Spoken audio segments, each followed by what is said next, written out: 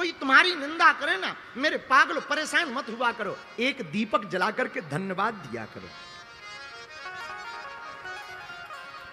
जो आदमी तुम्हारी निंदा कर रहा, सुनो, भक्तमाल में पूज्य श्री नाभादास जी ने एक बात कही, बड़ी प्यारी कही। आहा, छोटे बच्चे होते हैं तो छोटे बच्चों का मल माताएं अपने हाथ से साफ करती हैं। हाँ जी या ना जी? बोलो। छोटे छोटे बच्चों का मल माताएं अपने हाथ से साफ करती हैं, उन्हें घृणा नहीं होती है। क्यों? क्योंकि बच्चा हमारा है, सुंदर दिखेगा, स्वस्थ रहेगा, बढ़िया दिखेगा, लोग उसको खिलाएंगे। इसलिए छोटे बच्चे का मल जिस प्रकार माताएं हाथ से साफ करती हैं, उसी प्रकार निंदा करने वाला व्यक्ति तुम्हारी कमियों को अपनी जीभ से साफ करता है। हाँ, ये हम नहीं कह रहे, भक्तमाल के ग्रंथ में ये वर्णन आया है। उसी प्रकार निंदा करने वाला व्यक्ति जीभ से तुम्हारी कमियों को साफ करता है। इसलिए हमारी एक हाथ जोड़कर प्रार्थना है, कोई तुम्हें भला बुरा कहे ना, टेंशन में मत रहा करो। तुम टेंशन लेने थोड़ी आए हो, टेंशन हमसे लोग पूछते, गुरुजी आप दिन भर हंसते रहते, इतनी बातें चलती, इतने प्रपंच चलते, फिर भी हंसते रहते। हम जहां जाते वहां नई लड़ाई लड़ते, कहीं संस्कृति के लिए लड़ रहे हैं, कहीं हिंदुत्व के लिए लड़ रहे हैं, देश में भी लड़ रहे हैं, विदेश में भी लड़ रहे हैं, रोज ही लड़ रहे हैं। लोग हमसे पूछते आप हंसते क्यों रहते? हमने कहा हम टेंशन लेने थोड़ी आए हैं, हम तो टोपी वालों को टेंशन देने आए हैं। आओ आओ आओ। अच्छा, एक और सुन लो, हम सुधरेंगे नहीं। हाँ, अपन को क्या दिक्कत है? देखो, हम किसी का नाम नहीं लेते, हमने टोपी वाला का, और टोपी तो कल हम भी लगा के आ सकते हैं, क्रिकेट वाली। अब तुम गलत समझ गए होगे, तुम दाढ़ी वाले समझ गए होगे, ऊ वाले। ये तुम लोगों की नजर का खेल है ना, हम गलत बोलते ही नहीं, कभी नहीं बोलते। क्यों बोलना गलत?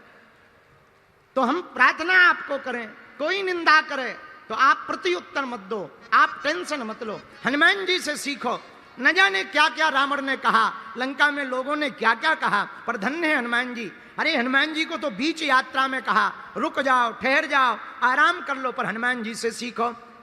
राम काज कीन्हे बिनु मोहि कहाँ विश्राम।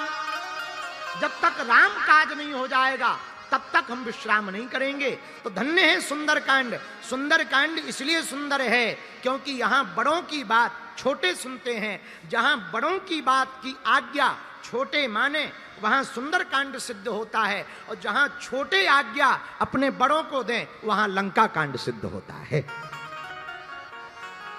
हनुमान जी महाराज जामवंत जी से पूछते क्या करना है, तब जामवंत जी कहते जो कल हमने कहा, इतना करऊं तात तुम जाई, सीतैं देखी कहाँ सूर्या। माता जानकी जी को देख करके वापस आ जाओ। हनुमान जी महाराज वचनों को सुनकर के प्रसन्न हो गए और सुंदरकांड प्रारंभ हुआ। चौपाई बड़ी प्यारी। जामवंत के वचन सुहाए, सुनि हनुमंत हृदय अति भाए। एहा जामवंत के वचन सुहाए, सुनि हनुमंत हृदय अति भाए। एहा कब लगी मोहि पर क्यों तुम भाई, शहीदों के कंद फूल फल खाई। श्री राम जय राम जय जय राम, श्री राम जय जय राम। जामवंत के वचन सुहाई, सुनि हनुमंत हृदय अति भाई। और तभी लगी मोहि पर क्यों तुम भाई, शहीदों के कंद मूल फल खाई। और हनुमान जी बोले जब लगी आवो सीतैं देखी।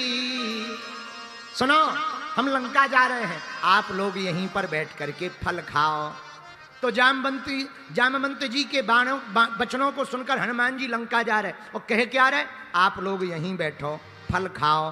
तो किसी ने कहा कि हमें तो टेंशन है, तुम वापस आओगे कि नहीं आओगे, हम फल खाते ही रह जाएं। हनुमान जी बोले टेंशन मत लो, हम राम काज करने जा रहे हैं और राम काज का फल तो मीठा ही होता है, तो मीठे मीठे फल खाओ, हम जा रहे हैं। और हम आएंगे कब? बोले सीता ही देखी, हम जानकी माता को देख करके ही आएंगे। जामवंत जी बोले देख के ही आना, कहीं विस्फोट मत कराना। ऑपरेशन सिंदूर का प्रचलन तो हनुमान जी ने ही शुरू किया है। ऑपरेशन सिंदूर जो हुआ वो हमारे बजरंगबली का ही फर्स्ट ट्रायल है। उन्होंने ही लंका में घुस करके रावण के यहाँ पर धूम धड़ाका किया था, उसी का वर्तमान में ऑपरेशन सिंदूर के तहत देखने को मिला है। पहला ऑपरेशन तो हनुमान जी ने ही ऑपरेशन सिंदूर किया था लंका में, हाहाकार मचा दिया था। कैसे? उलट पलट लंका सब जारी और कूंधे परा सिंधु मझारी। हनुमान जी महाराज लंका की यात्रा के लिए तैयार हैं। एक बात मेरे पागलों तुम समझना, राम काज करने वाले व्यक्ति को एक बात समझ लेनी है। हमने पिछली कथा में प्रार्थना की थी, फिर प्रार्थना करते हैं। हम लोग, हनुमान जी कौन है? हनुमान जी हैं राम के बंदर, हम लोग हैं काम के बंदर हैं। हम लोगों से पूछो क्या कर रहे, तुम कथा में क्यों नहीं आए? गुरुजी आना तो था पर काम से गए थे, और जो आदमी काम से जाता है वो काम से ही चला जाता है। हम लोग काम के बंदर हैं, हनुमान जी राम के बंदर हैं। राम काज करवे को आतुर। इसलिए मेरे पागलो, अगर तुम्हें अपने हर काम सफल करना सीखना है तो हनुमान जी से सीखो, सुंदर कांड से सीखो, अपने काम काज को ही राम काज बना डालो। बोलो सीताराम। के समय जब पूरा शिष्य मंडल हमारा सो गया, बिल्कुल सत्य बात बता रहे हैं, तो खुले मैदान में पानी के मटका रखे हुए थे। हमने मटकों के पानी को सिर पर डाला और एक मटका में पानी भरा और सोचा हनुमान जी को जल चढ़ाया जाए, कम से कम अर्जी सुन लें, कोई मन में प्रेरणा दे दें, ताकि व्यवस्था बन जाए, ताकि हमारी चिंता दूर हो जाए। और जैसे ही हम मंदिर पर चढ़ने लगे, भैया चौथी पांचवी सीढ़ी पर जैसे ही पैर रखा, पूज्य श्री सन्यासी बाबा बोल पड़े, जा चिंता ना कर, कल सुबह तक तेरी व्यवस्था हो जाएगी। वहां पर मंदिर में भोले बाबा का मंदिर है, धाम पर भोले बाबा के मंदिर से बड़े हुंकार की गर्जना आई, जाओ तुम्हारी सुबह तक व्यवस्था हो जाएगी। तो पहले तो हमें बड़ा डर लगा, फिर पता लगा कि ये तो हमारे मन में बात थी, ये किसने बोली है। तो हम भागे भागे मटका छोड़ दिया, भागे भागे मंदिर पे बड़ी जोश जोश में गए। तो बड़ा तेज सा प्रकाश सन्यासी बाबा का अंदर प्रकाशित हो रहा। चमीटा लिए हुए सन्यासी बाबा खड़े हैं और हुंकार करते हुए वहां पर खड़े हुए देखा। तो हमने कहा कि आप हमारे गुरुजी हो क्या? वहीं अंदर से हुंकार भरी तो हमारा मन गदगद हो गया, शरीर रोमांचित हो गया। अब वो फिर से बोले, जा वापस उतर जा और जाके सो जा, सुबह तेरी यज्ञ की व्यवस्था हो जाएगी। अब सुनना भैया, हम तो बड़े प्रसन्न हो गए। थोड़ी देर में ऐसी हालत हो गई जैसे बेहोश हो गए हो। तो कुछ देर तक वहीं पड़े रहे, वापस आए तो सो गए। अब तो टेंशन फ्री थे, तो खूब देर तक सोए, 8-9 बजे सुबह तक। सुबह जैसे ही जागे तो रोज की तरह नित्य नियम किया।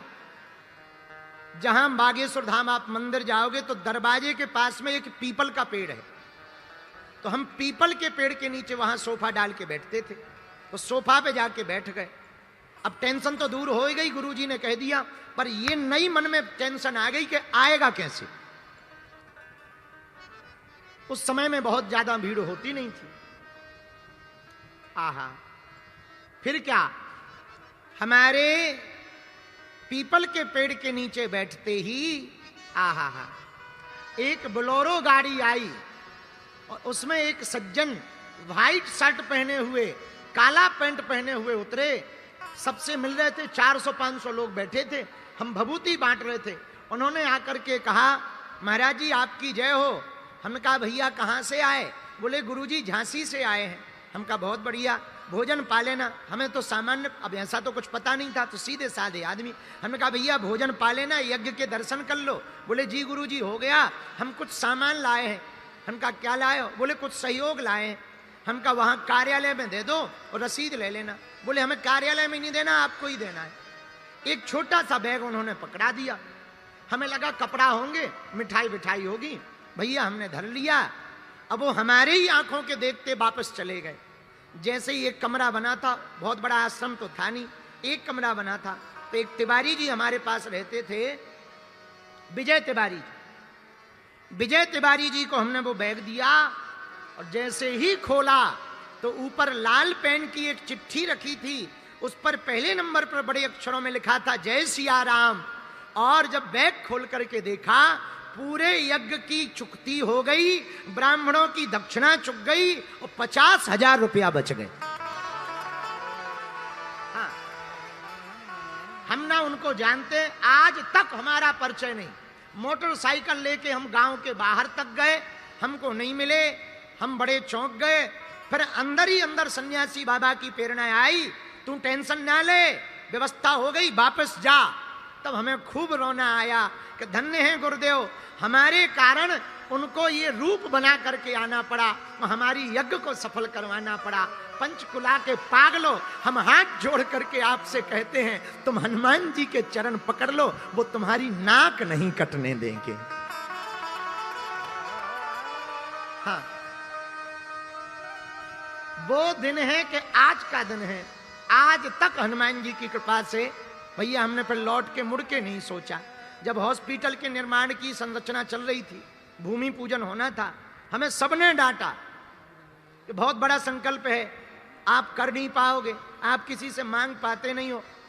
उनका जो होगा देखा जाएगा। हमारे मन में आया है, इस देश में 1-1 हजार करोड़ के मंदिर बने हैं, हम अस्पताल बना करके जाएंगे।